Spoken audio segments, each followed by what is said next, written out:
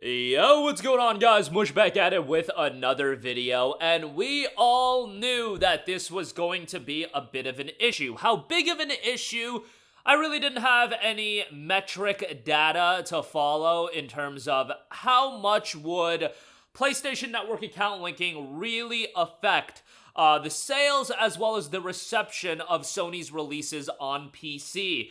It was always too good to be true that Sony was just going to release their games on PC with no caveat, and that caveat has now been implemented. Yes, people lost their mind, and rightfully so. I lost my mind over the Helldivers 2 nonsense earlier this year where they tried to finesse PlayStation Network account linking into their game. However, going forward, it seems like that will be mandatory in all of their games that are to come out.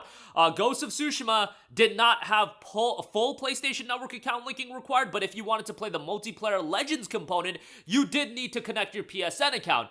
God of War Ragnarok is the very interesting one because this is the first only single player game where PSN account linking is mandatory. What that requires is a extra layer of, information that you need to give Sony and gets you at least a foot in the door into their ecosystem, which, do not get it wrong, that is ultimately what they want. They want you within their ecosystem. They are desperate to have you in that ecosystem, the PlayStation ecosystem. And obviously, PlayStation Network account linking is not available in all regions. Actually, several countries do not have access to God of War Ragnarok because PSN is not available in that region. Trust me, I've seen the comments section about how a lot of you guys are sailing the high seas, whether it be because you just don't want to link your PSN account, you don't want to create a PSN account, or the game isn't being even sold in your region. But now we have some data points to go over. Okay, so God of War Ragnarok has launched to a mixed reception on Steam. This is gaining the most amount of traction. 2,847 reviews, 67% positive. That's very unfortunate because everything that I've seen, and I will be transparent, I have yet to play God of War Ragnarok on PC. Final Fantasy 16 is what I'm playing right now on PC. And I'm sorry, ain't no way am I gonna install both FF16 and Ragnarok with those file sizes. Just not gonna happen. And anyway, I want to be focused on FF16, then I'll jump into Ragnarok when time permits it. But my buddies are playing Ragnarok. One of my friends in particular was streaming yesterday on our Discord page, and he's playing it on an RTX 3060, and it was running fairly well from what I could tell, and it seems like the port is really good outside of the VRAM restrictions, where it seems like with 6 gigabytes of VRAM, with under 6 gigabytes of VRAM, the game isn't even playable, but it is verified on the Steam Deck, so you can log into PSN via the Steam Deck, and it runs fairly well on the deck as well. Performance-wise, it seems like if you have a decent PC, people are fairly happy with it. Generally speaking, if you look through the mixed reviews, what are you going to see over and over again in the negative reviews? It is the PSN account linking. Here's one with PSN account linking. There's another one with PSN account linking, so on and so forth. And I understand that being a criticism.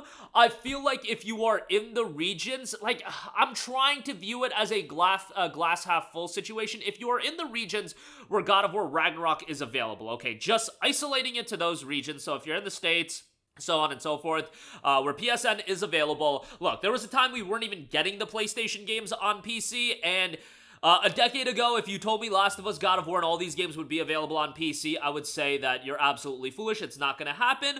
And now, looking at it glass half full, the games are available on PC, and that's really cool. In my opinion, that's a cool thing to see. More games on a platform that a lot of people do prefer, that's always a good thing. There are also other games, of course, Rockstar, Ubisoft, EA, those games do require third-party launchers. However, the obvious difference is those platforms have launchers that are available in every region. So if you're in one of those regions that this game is just not being sold, bro, sail the seven seas at that point, do what you gotta do, and I totally understand the criticism from that end. I am talking about it when I say, looking at it from a glass half full scenario where these games weren't even available on PC.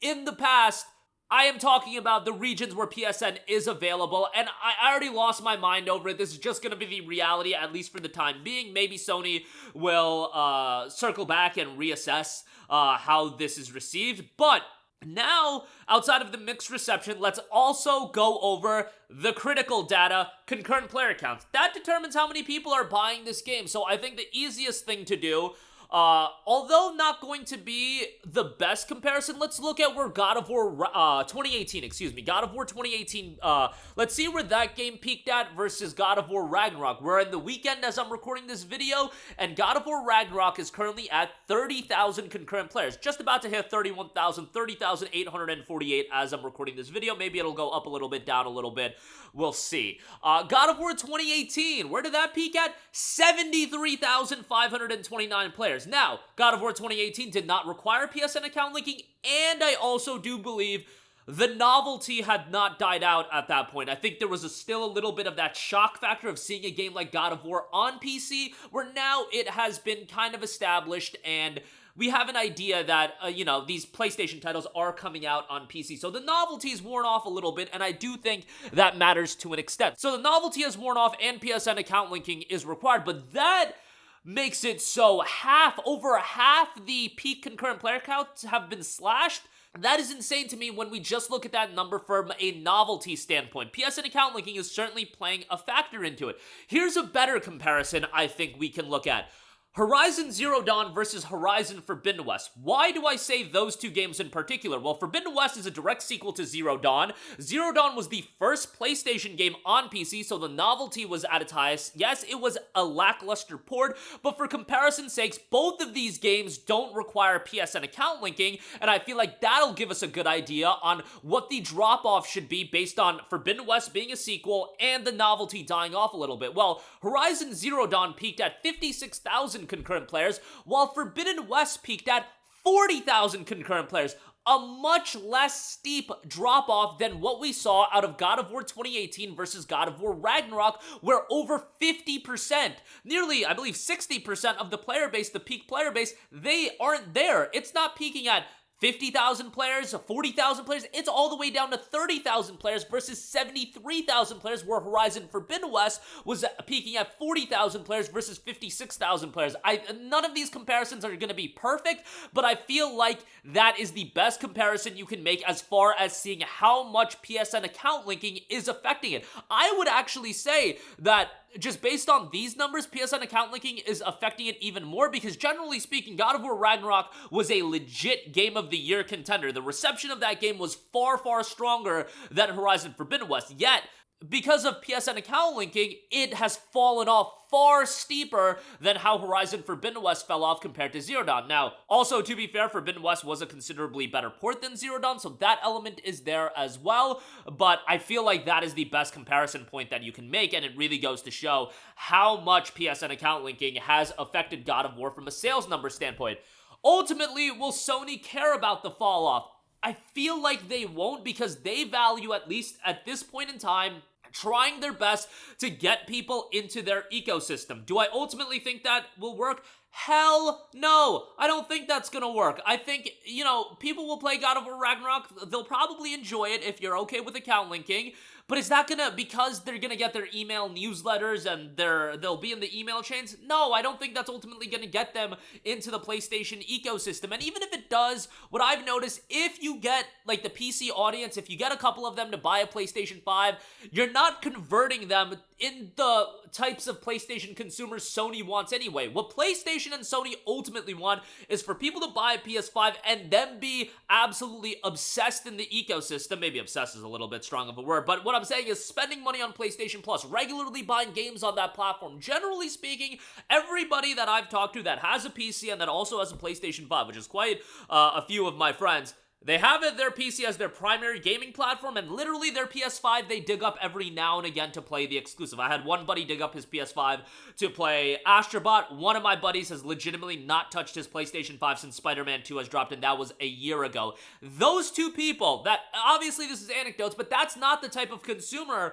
that Sony wants, and neither of those two people are subscribed to PlayStation Plus anyway. They obviously would prefer to sell PS5s, and it's better than not selling PS5s, but what they ultimately want is people so indoctrinated into that ecosystem that they're spending a lot of money perpetually on the platform, and I just don't think that's gonna happen. At least that's my 2 cents, but you can see a stark drop-off with God of War Ragnarok's performance on PC versus God of War 2018, and I think PSN account linking obviously is a large part to play. But that's gonna do it for me. Let me know all of your thoughts. Obviously, use Steam DB for all the data that I pulled up here. I just thought that was the best comparison point to make, and there's really not a better one, given that we're comparing a direct sequel.